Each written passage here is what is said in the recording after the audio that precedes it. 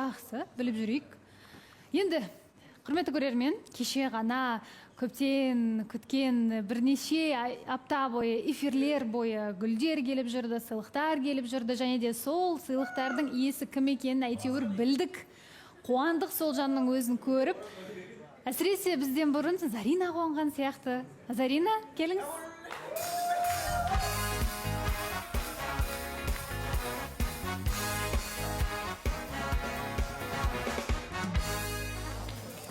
Қалайсыз, Зарина, қалыңыз қалай?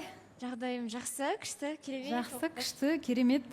Және де енді сыйлықтар келіп жүріп, осыдан кеше біраздан бері болмаған таныстық орын алды сізде.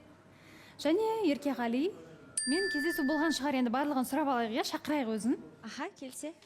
Еркеғали, келіңіз.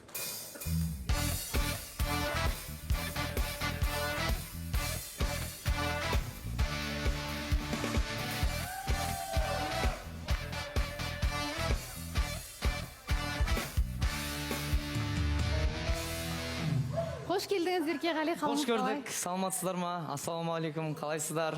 Бәрі жақсы, керемет, өзіңіз де бәрі дұрыс. Мен де өте тамаша, өте. Кездесу болды ма? Иә, кездесу болды. Көрейік ендеше, кездесу қалай өтті екен?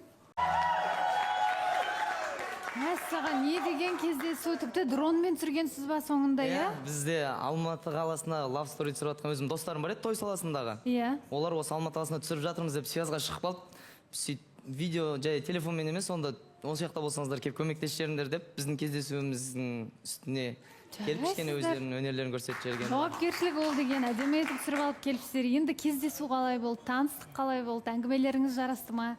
Зарина, сіз бастайсыз ба? Иә, бастайын. Негізі, шынымды айтсам, бастапқыда гүлдер жіберіп жүрген кезде, және стористар салып жүрген кезде, енді көп салған жоқ, бірақ ойлайтын енді очередной бір басқа нәрсені мақсат еткен жігіт шығар деген сияқты.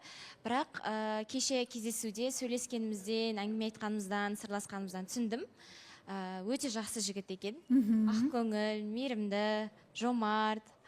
Сол жағынан байқадым, шынайылығы кәдімгідей ұрып тұр да, жігіттің шынайы екені. Зарина, сіздің көзіңіз жайнап тұр. Кәдімгідей сіздің жүзіңіз бал-бұл жанып, басқаша әсерде отыр, сол да сезіліп тұр бізге. Иә, рахмет. Шынымен маған да әсер етеді екен. Әлде біраз болды ма, шынайылық көрмегеніме, сол үшін де осы жігіттің шынайылығына кәдімгідей сеніп, риза болып қалдым. Кездесу өте жақсы өтті. Жаңағыда үйден алып кетіп, біраз таба алмай қалды үйіміз, енді жаңадан салынған үйлер болғандықтан ол жерді андай картадан шатасады да, сонда да іздеп, суретке түсіріп, аралап жүріп, бір 10-15 минуттай жүріп іздеп тауып келді. Сөйтіп қасында досы бар, жаңам көлігі бар, сонымен бірге алып жүріп, жақсы ән қойса да Заринаға ұнайтын ән болсын, жай қой, қатты қой деген сияқты, қатты жүріп баратса жай жүр деген сияқты, бүкілін бақылап, көңіліме қарап жүрді. Кейбір моменттерде андай ұялып қалып жатады да, мынаны дұрыс істемей қалсам кешірім сұраймын, бұлай ұйымдастыра алмай қалсам деген сияқты. Жоқ, уайымдамаңыз, барлығы жақсы деген сияқты. Солай болды. Күшті жерге алып барды, жақсы тамақтандық, әңгіме айттық. Уақыт шынымен негізі тез өтіп кетті. Өте тез өтіп кетті. Мен еще ауырып жүргем ғой, қатты уайымдап, жаңа достары да дәрі алып беріп, солай не істеп жүрді. Бірақ Еркеғалидің жаңа әңгімелерінен мен де қызып, даже ұмытып кеттім да ауырып жүргенімді ше. Солай жазып жіберді десем де болады. Әдемі, жақсы. Алғашқы кездесуден осындай әсер алып жатыр. Еркеғали, жарайсыз, барынша тырысыпсыз. Енді сізге Зарина қандай екен? Мен рахмет, Заринаны да көрген кезде білмеймін, енді ішімдегі қасыма достарым айту бойынша негізі бір айда асықпай айтатын нәрсем бәрін сен бір күнде айтып тастағандайсың дейді да. Мен эмоциямды ұстамай, бүкіл нәрселерімді, сезімдерімді барлығын шынайы екенін көрсетіп, айтып, түсіндіргендей болдым. И басында кездесуге шыққанда кішкене мазам болмай жатыр, басым ауырып жатыр дегендей болды. Сол кезде енді обезболивающий дәрі сол жерден ұйымдастырып әйтеуір. Кейіннен қатты уайымдап отырдым, бас ауырып отырса қазір қиын болатын шығар әңгімелесу, мен қалай ары қарай өзімді әңгімемді айтамын деген сияқты. Кейіннен жайлап жеби бастады, уже басым қоя бастағандай болды дегендей болды. Ары қарай қызықты әңгімемен екеуміздің таныстығымыз, алдағы жоспар, примерно пландарымыз барлығы өте ойдағыдай күшті. Сіз енді мысалы қанша күн бойы сыйлықтар жіберіп жүрдіңіз, гүл жібердіңіз.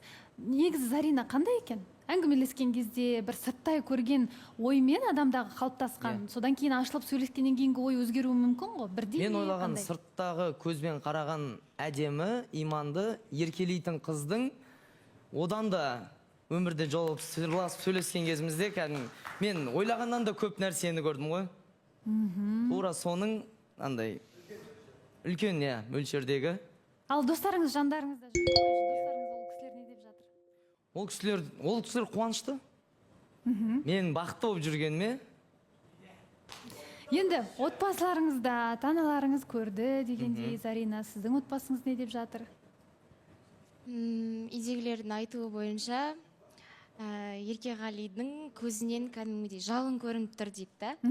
Шынайылық және андай таза көңілді көрдік деп айтты анам. Енді өзің көр деді. Жүрегіңе қара, бізге бірақ жігіт жақсы жағынан көрінді бірінші көргенде деп айтты. Ары қарай өзің көресің деді. Болды, қысқа ғана солай қайырды. Негізі ата-анам олай көп жігіттерді жақсы деп айта бермейді. Көп жігіттерді айта бермейді. Кейбіріне тіпті қатты қарсы болған моменттері болған. Бірақ білмеймін, Еркеғали несімен жолы болған ол кісілерді. Бірден ұнады, иә? Негізі мүмкін адамның андай ішіндегі шынайылығы солай сезілетін шығар. Себебі мысалы достарды айтып жатыр да, қатты уайымдады. Біз бастан аяқ жобаны кәдімгідей көріп отырдық, қызық болып тұрды, кәдімгідей Еркеғали үшін уайымдап, тақымымызды қысып отырдық деген сияқты айтып жатыр. Негізі Еркеғали туралы кішкене айтып кетсеңші, көп адамдар білмейтін шығар. Өте еңбекқор жігіт екен. Тіпті Шымкент қаласында, мысалы оңтүстік Қазақстандағы топ 3 асабалардың құрамына кіреді екен, өте сұраныстағы жігіт екен. Соның өзінде тіпті бүгінде бір тойы бар еді, соны отказ беріп, кәдімгідей жоқ, мен жауапкершілік алдым, енді жобаға осылай келіп, сенімен қалай болған айтам деген сияқты отказ беріп келіп отыр, сыйластық танытып жобаға. Және сол кішкентай бала кезінен асаба болып қызыққан екен да, өзінің қабілеті, дарыны бар ғой енді. Жұрттар выпускнойға дайындалып жатса дейді, мен басқа выпускнойлардың заказ алып қойғам дейді ғой. Сонымен өзім сол заказдардан ақша жинап, өзім кәдімгідей